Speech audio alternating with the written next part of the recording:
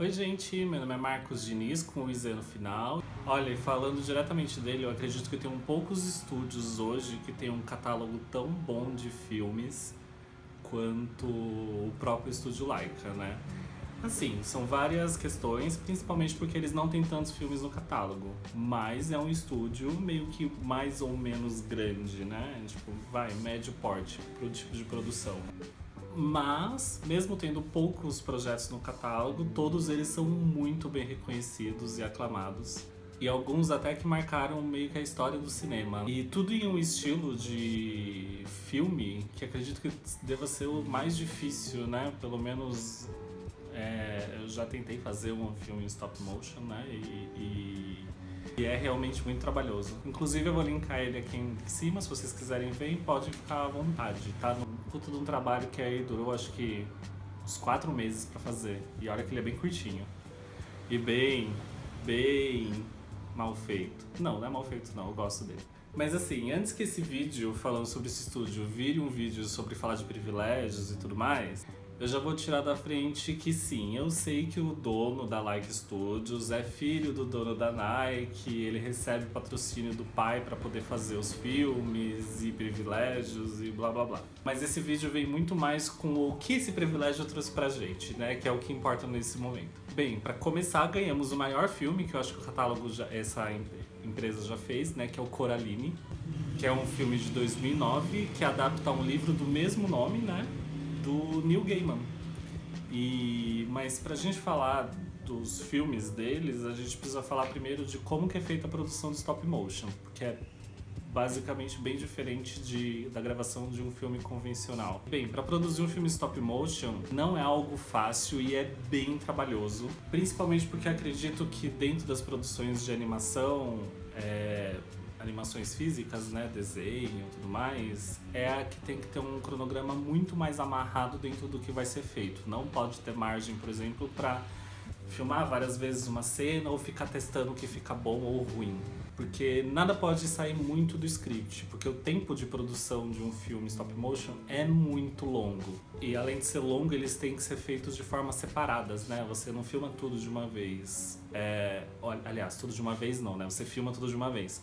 Mas você não consegue ficar filmando sequências, assim como um filme convencional, onde, vamos filmar essa sequência, depois a gente filma a outra e a outra. E, normalmente ele acaba sendo filmado quase tudo junto. É um trabalho tão baseado em cronograma que, pra vocês terem noção, o estúdio que fez o filme recente A Fuga das Galinhas, que saiu no final do ano passado, que está disponível na Netflix, ele divulgou o painel de cronograma de filmagens do projeto. E aí nesses painéis, né, eles são divididos em colunas, onde você tem marcado todas as cenas que precisam ser filmadas, o que está sendo filmado naquele momento, por quem e o que falta ser feito. E assim, não é um painel, são painéis e mais painéis, onde fica tudo marcado ali exatamente para que não saia do cronograma, né, e nada seja esquecido. E aí a gente tem que ter uma pré-produção, né, antes das filmagens muito bem marcadas, né? Com storyboards bem amarrados, cenas bem definidas e um script muito bem elaborado. Que ainda bem, né? Felizmente, por conta do CGI, nem sempre ele é ruim, né? Nesse caso ele é bom, ele acaba dando um pouco mais de liberdade do que pode ser trabalhado fora daquela cena que está sendo filmada, né? Como fundo ou alguma coisa que pode ser... não precisa necessariamente de um personagem no cenário, você tem só os objetos e o restante ser feito em CGI. O que isso hoje, né, tem essa facilidade, mas que antes ficava com essa limitação de que tudo que teria que ser feito estava dentro do cenário, né? Era feito fisicamente e em stop motion isso daí é muito mais trabalhoso. E assim, lembrando que o CGI no stop motion ele tem que ser usado e ele é usado bem pontualmente mesmo, porque a ideia de stop motion não é substituir um pelo outro, porque senão deixa de ser stop motion. Assim, por mais que em alguns casos isso seja necessário, mas são coisas bem pontuais e específicas para o projeto. E a segunda etapa do projeto, né, depois da pré-produção, são as filmagens, né? Que dependendo do tempo disponível para as filmagens, isso limita muito do que pode ser feito no projeto, ou aumenta exponencialmente a quantidade de pessoas trabalhando no set, né? Porque como você filma tudo de uma vez e normalmente pela limitação do tempo, você acaba tendo que ter muitas câmeras em set funcionando ao mesmo tempo para cada um filmando a mesma cena, e isso daí vai encarecendo muito, né? Dependendo se o estúdio faz locação de espaço, pessoas, câmeras, iluminação, tudo isso, quanto mais tempo for usado, quanto for mais o tempo necessário para uso, acaba encarecendo muito mais. Principalmente quando você precisa de muitas, em grande quantidade desses materiais. Para você ter uma ideia da proporção e do motivo de ser tudo muito bem planejado, o filme Coraline, por exemplo, ele era dividido em 50 palcos, né? Em 50 sets diferentes que eram grandes tablados, e dentro desses 50 tablados eram distribuídos 150 cenários e mais algumas outras coisas que faziam parte do filme. E ao mesmo tempo tinham 28 pessoas trabalhando oficialmente nas filmagens, né? Câmera e pessoas para fazer a movimentação dos objetos. Fora que cada um dos personagens, né, dos bonecos apresentados, eles têm uma estrutura básica de corpo, né, para cada especificação, às vezes para cada momento, troca de roupa ou coisa do tipo, e ainda todos os movimentos de rosto que vão ser feitos durante o filme, né? Então você tem, sei lá, uns 10, 15, 20 bonecos de cada personagem, e para todos esses daí, sei lá, 150 expressões diferentes. Que, para facilitar muito no stop motion, né, o que você acaba utilizando é um corpo fixo, e as expressões do rosto são feitos em partes trocáveis, né? Então você consegue ir substituindo as partes, né, faz o ajuste do rosto e aí a cena vai sendo filmada.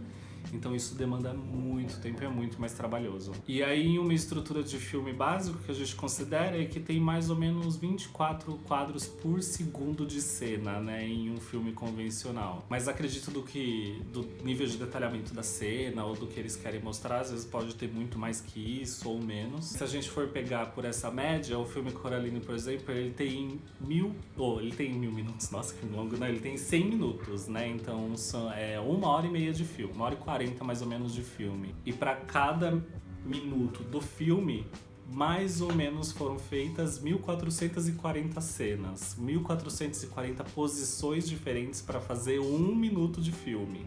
E aí isso, né, basicamente acaba limitando bastante o que pode ser feito ou o que vai ser filmado a mais, né? Porque você tem um trabalho muito grande para produzir cada uma das cenas, e isso daí vai comendo dinheiro, produção, tempo, né, e aí por vai. E aí a gente pode contar, né, tipo, o estúdio Laika, ele tem poucas produções, porque ele é um estúdio pequeno, então ele meio que faz um ou no máximo dois, né, enquanto um tá filmando, eles podem estar pensando na produção de um outro. A quantidade de dinheiro para fazer cada produção é muito grande, então o tempo necessário e a produção acaba sendo muito longa para que tudo dê certo e nada saia meio que dos eixos. E mesmo sendo pequeno, eles nos entregaram, assim, pérolas maravilhosas do cinema em stop motion. E em todas eles sempre mantendo o nível de qualidade muito alta das produções. E todos eles acabam, né, por esse motivo, sendo muito aclamados, né? E aí, além de Coraline, a gente tem Paranorman, Box Trolls, Cube, As Cordas Mágicas e o Link Perdido. E além, né, de outros trabalhos feitos ali no comecinho da carreira, como contratados mesmo, né? E aí o maior trabalho deles, que não são deles, é o filme A Noiva Cadáver, do Tim Burton.